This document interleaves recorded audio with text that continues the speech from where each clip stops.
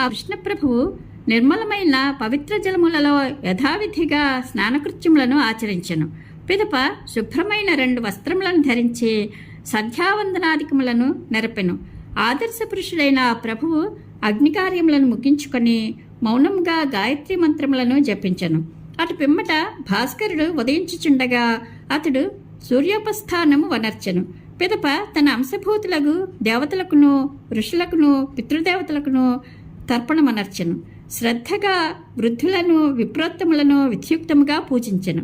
పిమ్మట భూసురోత్తములను వస్త్రాభరణములతో అలంకరించి పట్టు వస్త్రములను జింక చర్మములను తిలలతో సహా 13,084 ధేనువులను దానము చేసెను.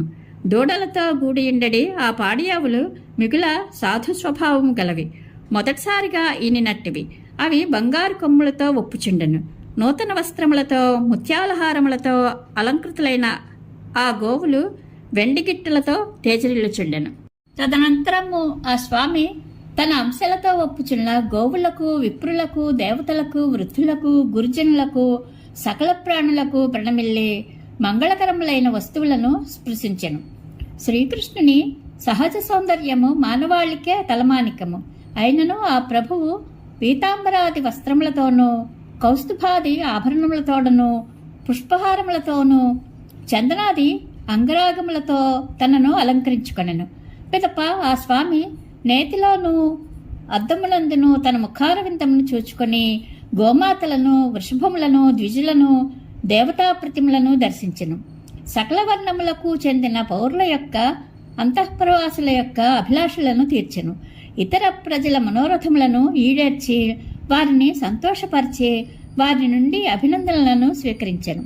ఆ ప్రభువు పూలమాలలను తాంబూలములను అనులేపనములను క్రమంగా బ్రాహ్మణులకును మిత్రులకును మంత్రులకును రాణులకును పంచి ఇచ్చి పిమ్మట మిగిలిన వాటిని అనుభవించెను.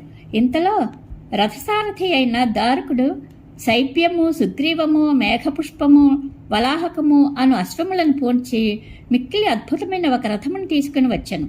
పిమ్మట అతడు ఆ స్వామికి ప్రణమిల్లి సవినయముగా ఎదుట నిలిచెను. అనంతరము ఆ ప్రభువు సారథి యొక్క చేతిని తన చేతిలోనికి తీసుకొని రథమునందు ఆసీనుడయ్యను. అప్పుడు సాత్యకితో ఉద్ధవునితో రథారూఢులై ఉన్న శ్రీకృష్ణుడు ఉదయాద్రిపై గల భాస్కరుని వల్లే తేజరిల్లెను.